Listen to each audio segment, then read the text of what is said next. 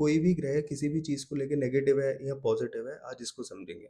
लेकिन पहले जितना भी आपने पढ़ा है कि ग्रह इस घर में ऐसा फल देता है या इस राशि में ऐसा फल देता है, मित्र ग्रह के साथ अच्छा देगा, दुश्मन ग्रह के साथ बुरा देगा, ये सारी चीज़ें बेकार है और अब बिल्कुल काम नहीं आने वाली। एकदम फ्रेश स्टार्ट है तो सब भूलना पड़ेगा। सबसे पहला पॉइंट है, आपको देखना है ये कुंडली के अंदर है हाउस एक्टिवेशन चार्ट। इसके ऊपर पहले रील बना रखी है कि ये क्या होता है, कैसे बनता है, वो आप देख सकते हो। बट इसके अंदर सबसे इंपॉर्टेंट होता है एक प्लैनेट की हाउस एक्टिवेशन। ये सबसे ऊपर वीनस में आप देख सकते हो, वीनस अपना खुद की एक्टिवेशन दिखा रहा है। नीचे राहु यानी उसके नक्षत्र लॉर्ड, नक्षत्र कौन से हाउसेस एक्टिवेट कर रहा है वो दिख रहा है। उसके नीचे भी वीनस ही है, वीनस अपना ही सब लॉर्ड में बैठा है, तो वीनस के सब लॉर्ड के हाउसेस लिखे हैं, यानी कि वीनस के हाउस लिखे हैं। इसी तरह बाकी प्लैनेट्स के भी इसी ऑर्डर के अंदर सारी हाउस एक्टिवेशन लिखी हुई है।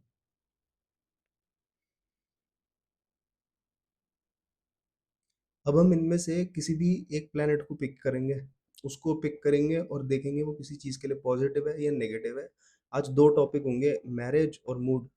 मूड अच्छा कब होता है, खराब कब होता है, मैरिज कब अच्छी जाती है, कब खराब जाती है, किस ग्रह की दशा में। ट्रांजिट से तो दिन दिन के इवेंट निकलते हैं, तो दशा से लॉन्ग टर्म दिख जाता है सिचुएशन कैसा है।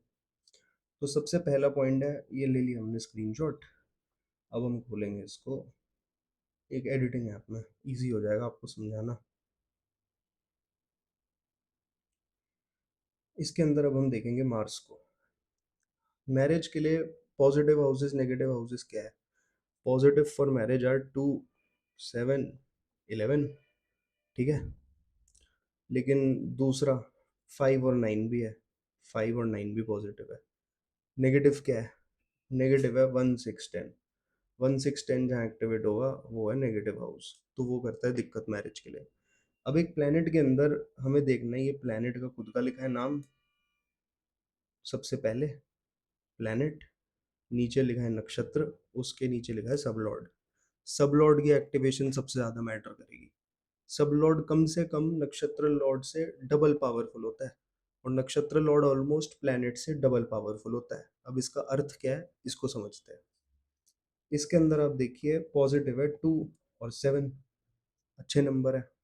नेगेटिव है 6, और 1 और 10 भी नेगेटिव है, नेगेटिव है। अब हम देखेंगे कि ओवरऑल रेटिंग क्या है। यहाँ आएगा +1। सब लॉर्ड कह रहा है हाँ हो जाएगी चीज़ अच्छी होगी। नक्षत्र लॉर्ड 0 कह रहा है।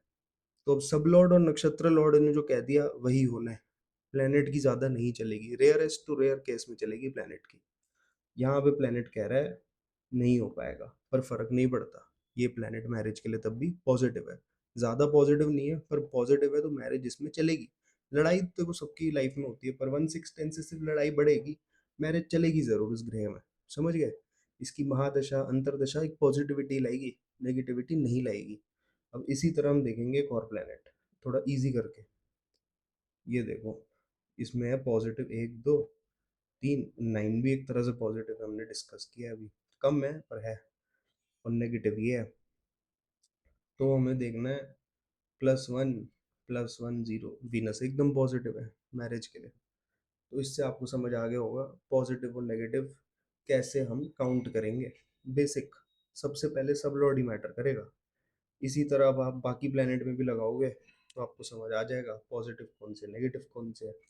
इसके अंदर जैसे हमें क्लियर दिख रहा है कि मून नेगेटिव है, मून नेगेटिव है, सैटर्न नेगेटिव है एकदम, राहु एक तरह से पॉजिटिव है, सन भी पॉजिटिव है, केतु भी पॉजिटिव है, ये लो, जुपिटर भी पॉजिटिव है, मरकरी भी पॉजिटिव है, वीनस भी पॉजिटिव है, मार्स भी पॉजिटिव है।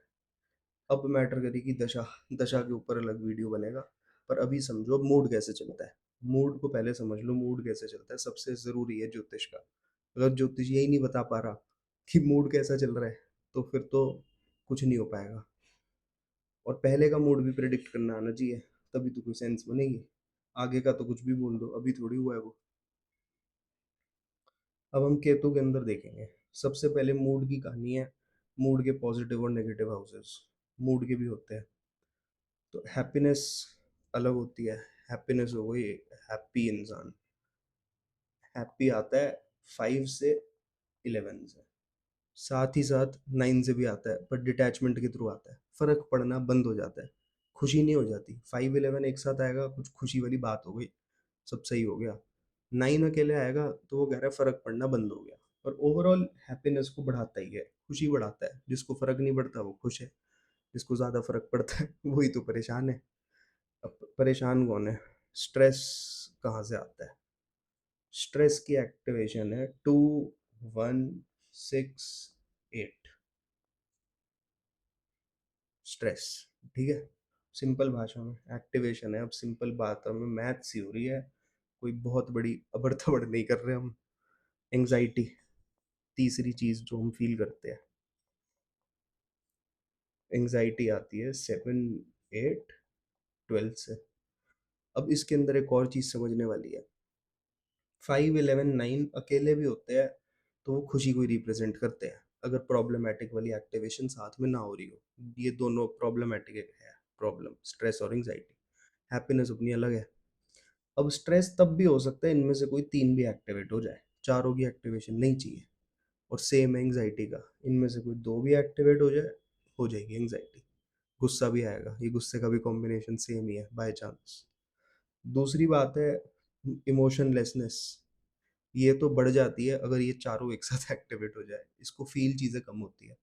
खराब समय में ऐसा होता है, या तो कट्टर बिजनेसमैन उसके होता है 1 4 6 10। जब ये प्रोमिनेंट हो जाए तो इमोशनलेसनेस।